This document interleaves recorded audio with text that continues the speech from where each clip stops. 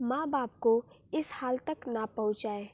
क्या गरीबी इतनी दुख भरी होती है। बेटा होते हुए इस बुढ़ापे में कोई सुख नहीं।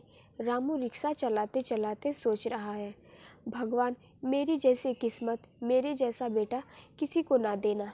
दिन भर रिक्शा खींचते खींचते पसलियों में दर्द हो गया, भूख भी जोरों से लगाई। रामू थक कर चूर हो गया। रिक्शा घर की तरफ मोड़ लिया। धीरे धीरे पैडल मारता आखिर अपने घर तक पहुंच ही गया।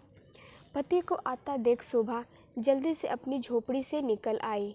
बाल्टी में पानी और लोटा लेकर हाथ पांव धुलवा दिए। अपना आंचल पकड़ा दिया चेहरा पोंछने के लिए। फटे आंचल से चेहरा पोंछा रामू आतुरता से बोला, क्या पकाया सुगनू की माँ? मसूर की दाल और रोटी। रोटी का डब्बा खोलते हुए शोभा बोली, जल्दी से रोटी दाल डाल ले थाली में, बहुत जोरों की भूख लगी है। तू भी अपना खाना डाल ले थाली में, साथ ही खा लेते हैं। सादा सा खाना दोनों ने बड़े प्यार से खाया। ऐसा नहीं कि रामू बे औलाद है, पर ब्याह के बाद उसका बेटा सुगनू दिल्ली चला गया कुछ काम करूँगा कहकर। सालों हो गए पर लौट कर नहीं आया। शादी भी वही कर ली। किसी से सुना था उसका बेटा भी हो गया, पर लौट कर नहीं आया अपने बूढ़े माँ बाप के पास। उसको माँ बाप की याद ही नहीं आई। रामू बूढ़े होते जा रहा था।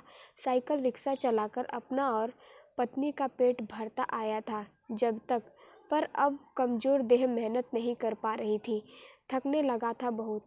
पहले शोभा भी घरों में काम करने जाया करती थी, पर अब वो भी कमज़ोर हो चुकी थी। चलते चलते चक्कर आ जाते थे उसे, तो रामू ने उसे मना कर दिया कहीं भी जाने से। कड़ाके की ठंड पड़ रही, बूढ़ी हड्डियां ठंड से अकड़ सी गई।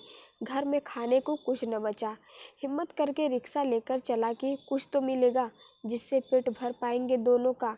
शोभा कई दिनों से बीमार पड़ी थी। रोटी नसीब नहीं तो दवा कहाँ से आती। सरकारी अस्पताल में भर्ती करा दिया, पर वहाँ भी उसे कोई आराम न मिला।